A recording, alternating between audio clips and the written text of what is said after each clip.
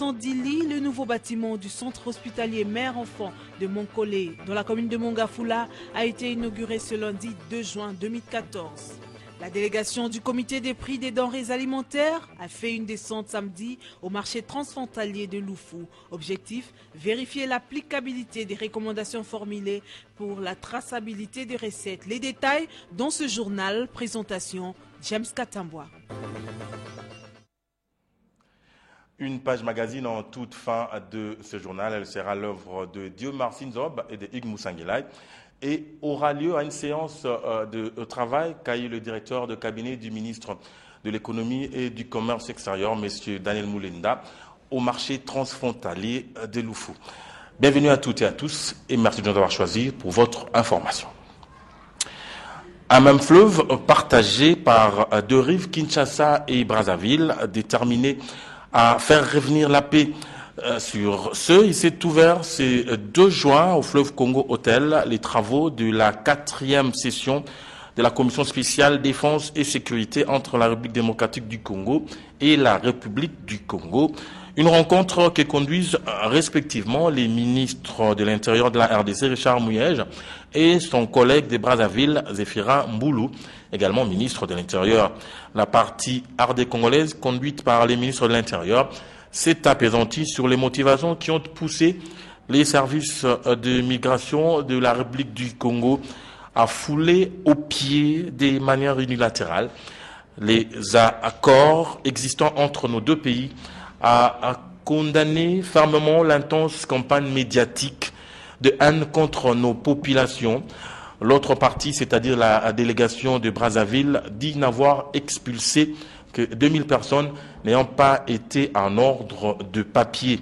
Dans l'entretemps, il faut dire qu'il se poursuit les travaux de commission spéciale jusqu'au 3 juin à Kinshasa. Après 23 ans d'existence à plusieurs sites de Monkolé, c'est 2 juin 2014, le centre hospitalier mère-enfant a été regroupé en un seul édifice moderne grâce à l'appui des partenaires.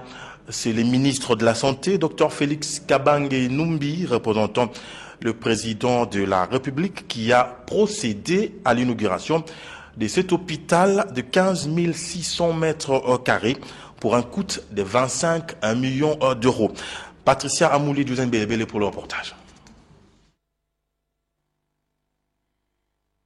Ces nouveaux bâtiments du centre hospitalier mère et enfant CHME Monkolé, qui répond aux besoins de la population congolaise de la partie ouest de la capitale de la RDC, a été inauguré lundi 2 juin par le ministre de la Santé, Félix Kabange Numbi, représentant personnel du président de la République, Joseph Kabila. Après l'inauguration de l'hôpital du cinquantenaire de Kinshasa le 22 mars dernier, nous voici réunis ce jour pour l'inauguration d'un autre grand hôpital. Je dirais d'un ouvrage grandiose qui nous permet pour la 2e fois en cette année de parler de la révolution de la modernité au présent et non au futur. Ce centre, comme tout le monde l'a dit avant moi, est le résultat d'un partenariat public-privé entre différents partenaires, mais également entre le gouvernement de la République, représenté par le ministère de la Santé publique, et l'association sans but lucratif dénommée Centre congolais de culture, de formation et de développement, cette fois français. Avec une superficie battue de 15 600 mètres carrés et 360 professionnels de santé, le coût total de travaux est de 25 millions d'euros. L'édifice comporte 2 sous-sols, un rez-de-chaussée, 3 étages et une terrasse. Il est prévu une capacité d'accueil actuelle de 110 lits avant l'achèvement de la 2e partie du bâtiment afin de totaliser la capacité des 168 lits. Quelle est alors la signification de mère et enfant Monkolé? C'était simplement un dispensaire de 3 lits. Quand on est passé au centre hospitalier Monkolé, c'était aussi un centre de maternaux infantiles. Le projet français vise un projet mère et enfant à Kinshasa. Nous sommes inscrits dans cette dynamique et logiquement, ce sont les objectifs du millénaire. Nous devrions donc répondre à ces objectifs-là aussi. Après la visite des différents compartiments, un point de presse a été tenu avec les autorités du centre hospitalier Mère et Enfants Moncolé. Cependant, la zone des consultations fonctionne déjà depuis octobre 2012. Après les Bandundu, la Commission électorale nationale indépendante a encore fait former 23 opérateurs pour la fiabilisation du fichier électoral et la stabilisation de cartographie en vue des élections en RDC. La clôture de cette formation d'une semaine a été effectuée dimanche 1er juin au centre Nganda à Kitambo. Comme le témoigne si bien ce reportage d'Éric Kizami et David Tembeni. Après le Bandundu choisi comme la première ère d'expérimentation pour l'opération de fiabilisation du fichier électoral et la stabilisation de la cartographie, la Commission électorale nationale indépendante a poursuivi la formation au centre Nganda à Kinshasa pour déployer les experts formés ensuite dans le reste du territoire national. Cette deuxième phase de formation présage d'autres au profit de ceux qui seront envoyés dans l'arrière-pays. Le processus électoral a été déjà enclenché en RDC. Il nécessite l'implication de tous pour réussir ensemble à organiser des élections crédibles et justes. Ce n'est toujours quelques jours après la publication du calendrier électoral. La majorité présidentielle s'est dit très satisfaite de cette publication. Elle salue par ailleurs les 10 calendriers qui, selon elle, a donné toutes les assurances quant à l'organisation et au respect de ces scrutins. Les propos de Luzanga Chamandé Fou, porte-parole de cette plateforme, sont recueillis ici pour vous par Solange Kwale Pembele et Sylvain Kapombo Boussengele.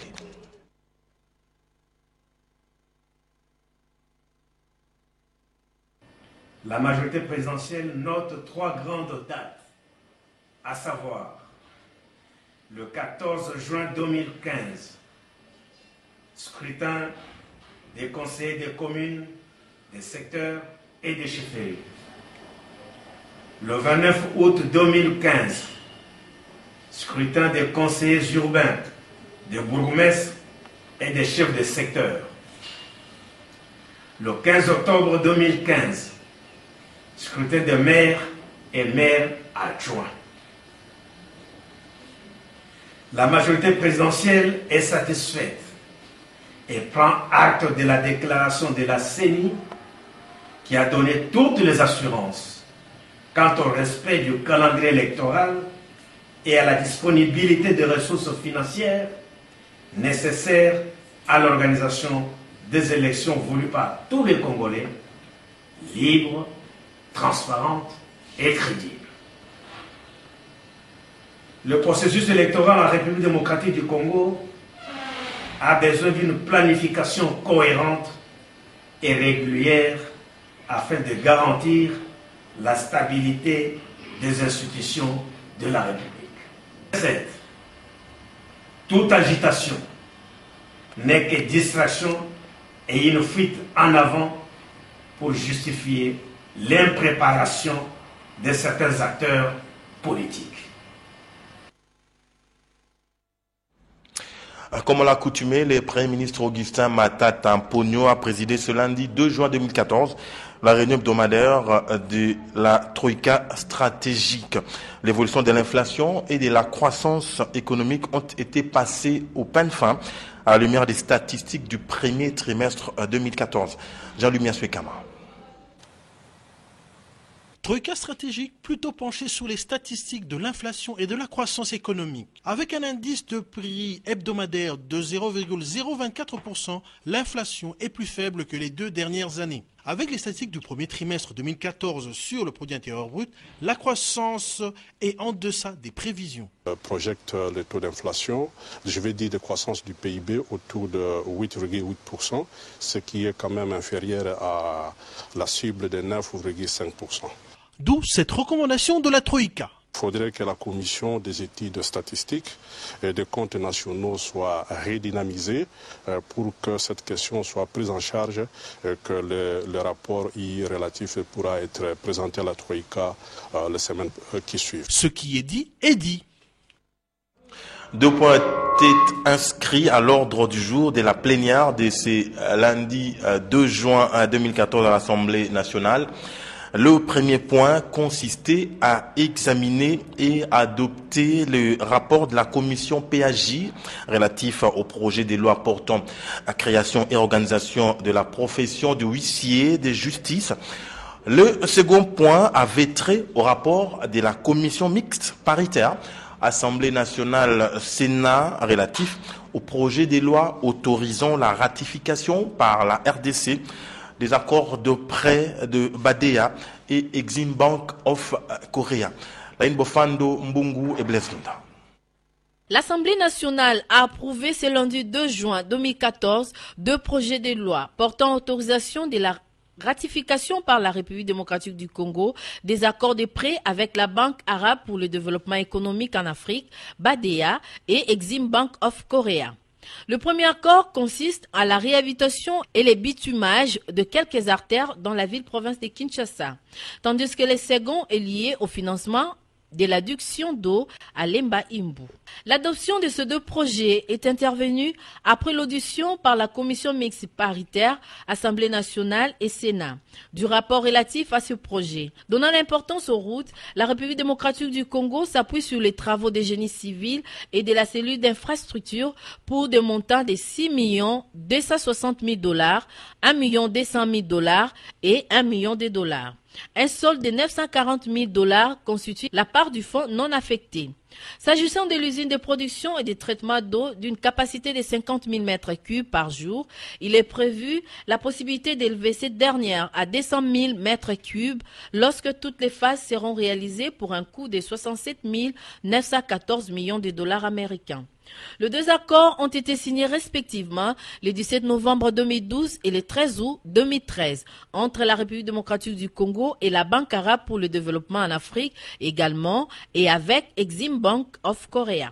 Concernant les projets d'adduction d'eau de Lemba Imbu, à Kinshasa, le ministre en charge de l'énergie avait expliqué aux parlementaires que ce prêt sera accordé dans le cadre du Fonds de coopération de développement économique du gouvernement de la République de Corée pour un coût total évalué à 67 914 millions de dollars américains.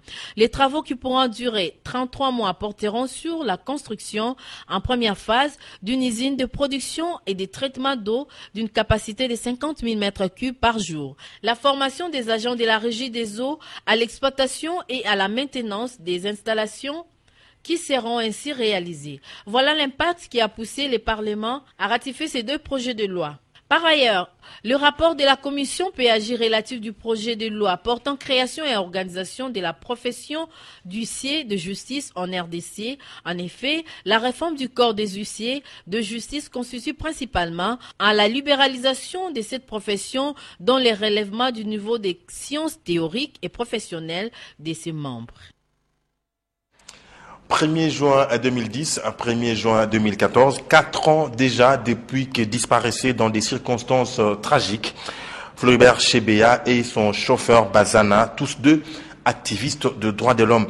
À l'occasion donc de la commémoration de leur disparition, le dimanche 1er juin 2014, le collectif de Sans Voix a réclamé que justice soit faite de manière à mettre en lumière les circonstances exactes de l'assassinat de Chebeya et Bazana, ainsi que leurs auteurs.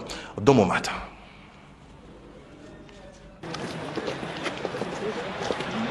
Plusieurs défenseurs des droits humains et différentes personnalités se sont recueillis le dimanche 1er juin devant la tombe de Floribert Chebeya, assassiné lâchement avec son chauffeur le 1er juin 2010. Pour tous les activistes de droits de l'homme, la lutte menée par Chebeya et Bazana et Dadi ne restera pas vaine. La mélancolie nous rend inconsolables, mais nous donne cependant beaucoup plus d'énergie pour poursuivre la lutte que vous avez menée pour des sans-voix. Et nous venons redire qu'il continue à être pour nous un martyr de droits de l'homme. Au nom du RENADOC, nous pensons pouvoir continuer le combat.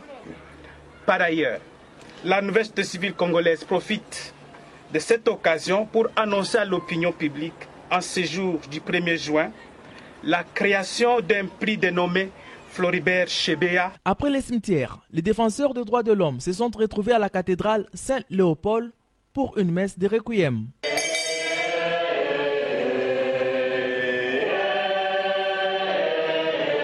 L'ONG La Voix des Sans-Voix, dans laquelle travaillait Floribert Chebeya, continue de réclamer que toute la lumière soit faite sur ces dossiers. Nous avons dit dès le départ que si l'État congolais ne sait pas s'exprimer pour dire comment, pourquoi et à quel moment ils ont tué et planifié l'assassinat de Floribert Chebeya et Fidèle Bazama, nous allons atteindre d'autres institutions. 4 ans, tous unis pour défendre votre cause. C'est sous ce thème que la journée du 1er juin a été célébrée. Un petit tour en province à présent. Traditionnellement, au Kasaï oriental, chaque premier lundi du mois est consacré à l'évaluation du mois précédent. C'est le cas ce 2 juin où tous les secteurs de la vie provinciale et celle du pays ont été passés en revue sous la houlette du gouverneur Alphonse Ngoï Kassanji. Reportage Africa Mujinga. Le rendez-vous mensuel de chaque premier lundi du mois à la province du Kasaï oriental est consacré à l'évaluation du mois précédent. Pour ce lundi 2 juin, le gouverneur Alphonse Ngoï Kassanji a salué la visite à Paris du chef de l'État, Joseph Kabila, et soutient les résolutions prises avec son homologue français, François Hollande, notamment sur la lutte contre les forces négatives dans l'Est de la République démocratique du Congo. Alphonse Ngoï Kassanji a également apprécié la publication du calendrier des élections urbaines, municipales et locales. Sur le plan provincial, les calmes règnent dans les Kasaï orientales. Le gouvernement provincial fait tout pour traquer des criminels et le voleur de câbles électriques qui risquent de replonger Mbujimaï dans le noir. L'occasion faisant les larrons, Ngoï Kassanji a également parlé des expulsés de Brazzaville. Un autre grand fait qui a marqué l'actualité nationale au cours du mois sous revue reste l'expulsion de plus de 130 000 de nos compatriotes du Congo-Brazzaville dans des conditions inacceptables qui ne respectent pas du tout les lois et règles du droit privé international et celles du droit humanitaire. Pour finir, le numéro 1 du Kasaï oriental a remercié le chef de l'État Joseph Kabila pour la nomination de nouveaux dirigeants à la minière des Bakwanga. Il a par la suite mis en garde le fonctionnaire de l'État contre les détournements de fonds publics.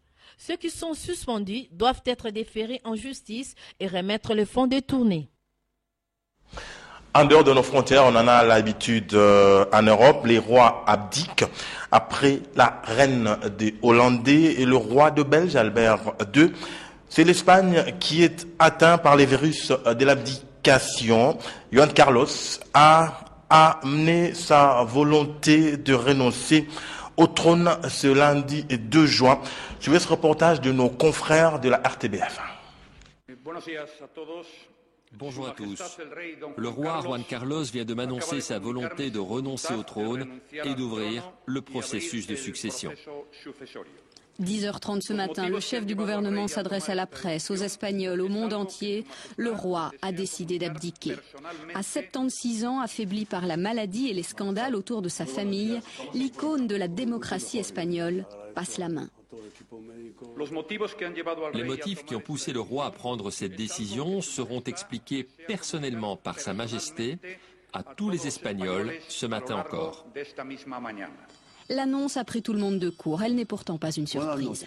Depuis quelques années, l'aura du roi s'était ternie. L'image d'une famille royale idéale avait pâli. Pourtant, tout avait bien commencé. Juan Carlos incarne l'image de la transition démocratique lorsqu'en 1975, il succède au dictateur Franco. Le souverain établit rapidement un contact fort avec son peuple, donne une image positive de l'Espagne à l'étranger et fait naître le pluralisme politique. Plus que des royalistes, les Espagnols se transforment en Juan Carlistes et soutiennent leur monarque, encore plus lorsqu'en 1981, grâce à son intervention, le roi fait échouer un coup d'État militaire. Je confirme que j'ai ordonné aux autorités civiles et au chef d'état-major de prendre toutes les mesures nécessaires afin de maintenir l'ordre constitutionnel de façon légale. L'idylle durera près de 30 ans. En 2007, le mariage d'amour entre le roi et son peuple arrive à son terme.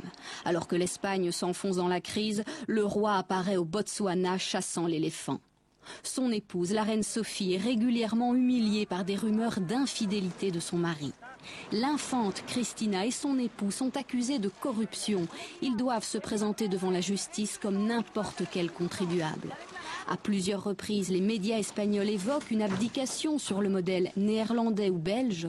62% des Espagnols souhaitent un retrait du roi. Aujourd'hui, une page se tourne. Felipe, prince des Asturies, et sa femme Laetitia, ancienne présentatrice du journal télévisé, vont monter sur le trône.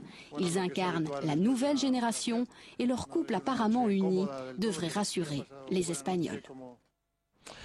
Vous avez peut-être loupé de faire un tour ce matin à votre kiosque à journaux. Séance de rattrapage tout de suite avec Poldon Ngaziami qui a lu pour nous et pour vous les parutions d'aujourd'hui. Il les a fondues dans cette revue de presse.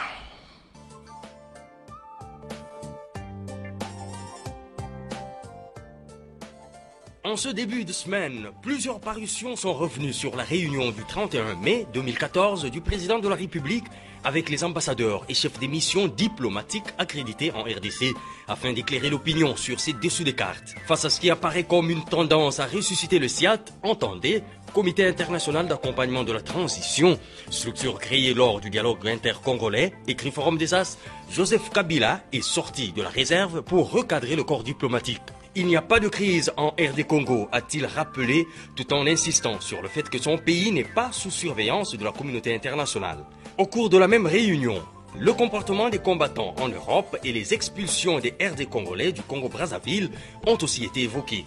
Au sujet des combattants, indique le quotidien, Kabila a lancé un avertissement faisant savoir que la tolérance et l'impunité de ce phénomène par les États où résident les dits combattants risque de mettre à mal les relations entre la République démocratique du Congo et ses pays. Revenant aussi sur cette réunion, Joseph Kabila diplomate, le guide insiste sur la mise en garde du chef de l'État à ces derniers, dont certains cherchent à créer anarchiquement des structures parallèles aux institutions légitimes du pays.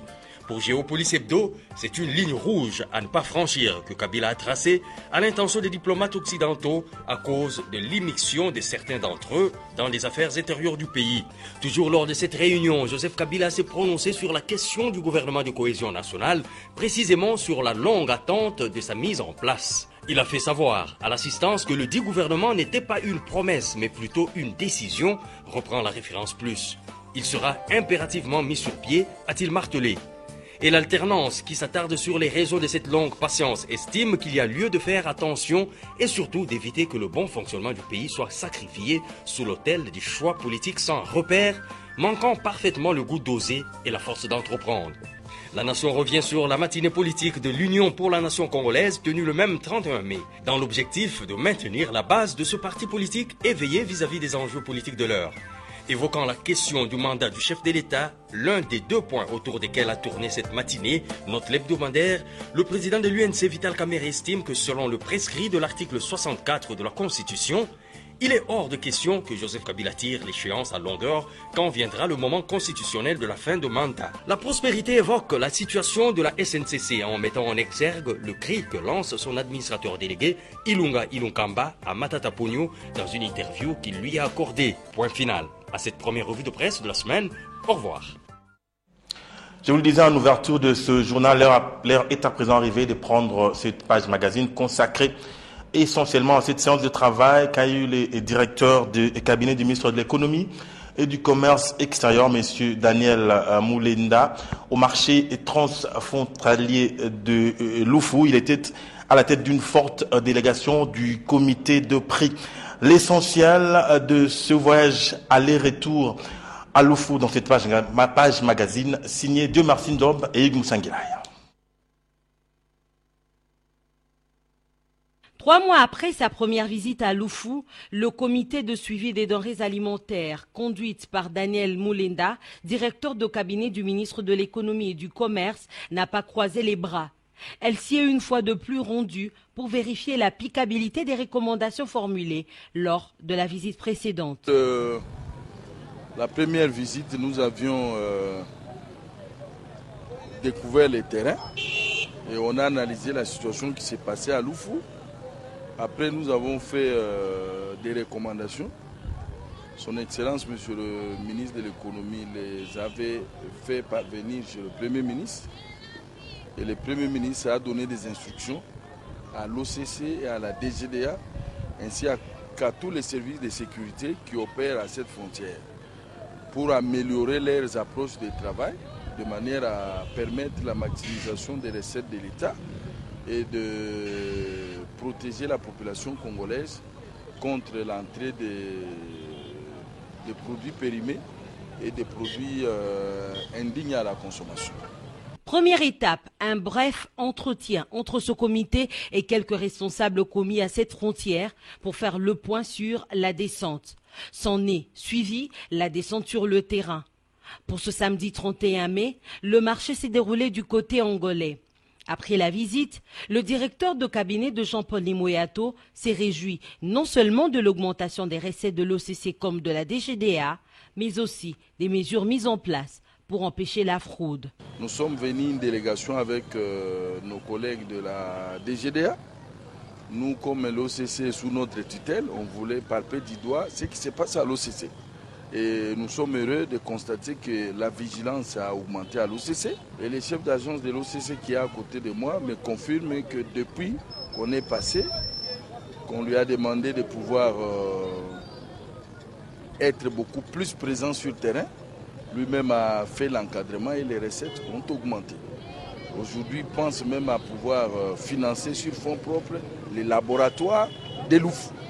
C'est ce que nous appelons le progrès. Du côté de la DGDA, de la même manière. Nous avons constaté que vraiment il y a beaucoup plus de maîtrise. Et ils ont été avec les responsables de la douane angolaise. Ils sont en train de mettre en place des mesures très pragmatiques pour contrer la fraude. Donc nous sommes très satisfaits en rentrant à Kinshasa. Et nous avons dit aux responsables d'ici qu'ils vont s'habituer à nous voir chaque fois parce que le gouvernement actuel, c'est un gouvernement d'action. Pour le chef d'agence de l'OCC Lukala, qui est du reste allé dans le même sens que Daniel Mulenda, les difficultés rencontrées autrefois ne sont plus les mêmes aujourd'hui. Les choses changent, notamment en ce qui concerne la sensibilisation de l'encadrement des recettes. Pour nous, c'est ça qui est primordial. Et aussi la vigilance à travers la frontière, une frontière qui est régulièrement fréquentée.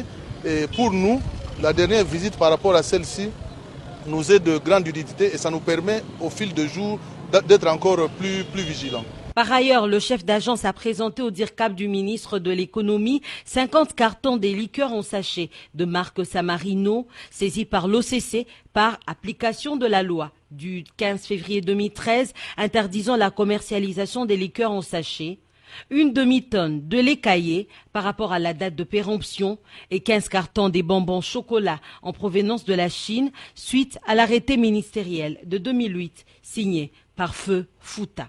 Mais que reste-t-il alors à faire pour que ce marché transfrontalier puisse prendre de l'envol? Disons, depuis février, je disais que la population devrait être patiente parce qu'il s'agit des problèmes de poser les infrastructures. À Kinshasa, le gouvernement est en train de s'activer pour venir en aide à la population en réhabilitant les 17 km de tronçons qui séparent Loufou avec la nationale numéro 1. Et de l'autre côté, la DGDA nous a affirmé que dans un mois, ils vont procéder à la pose de... La route est en mauvais état et elle le devient plus encore lorsque dame la pluie tombe. D'où cet SOS. L'état de cette route se dégrade de plus en plus, si bien que malgré mon âge, je suis obligé de faire le piéton de Songololo jusqu'à Louf. Nous prions les autorités compétentes de revoir cette situation.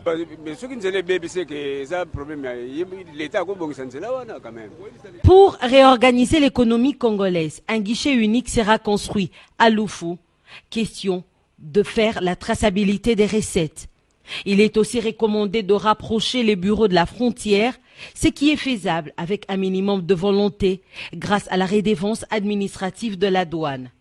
Au gouvernement de donner une autre image de nos frontières qui devrait faire l'objet d'un programme par souci de dignité. Patricia Amouli était notre chef d'édition. La réalisation était assurée par Claude Toumba Kashiba. Vous l'avez compris, c'est bien la fin de cette session d'information. Merci de nous avoir suivis à Kanfoufou, c'est en Angola.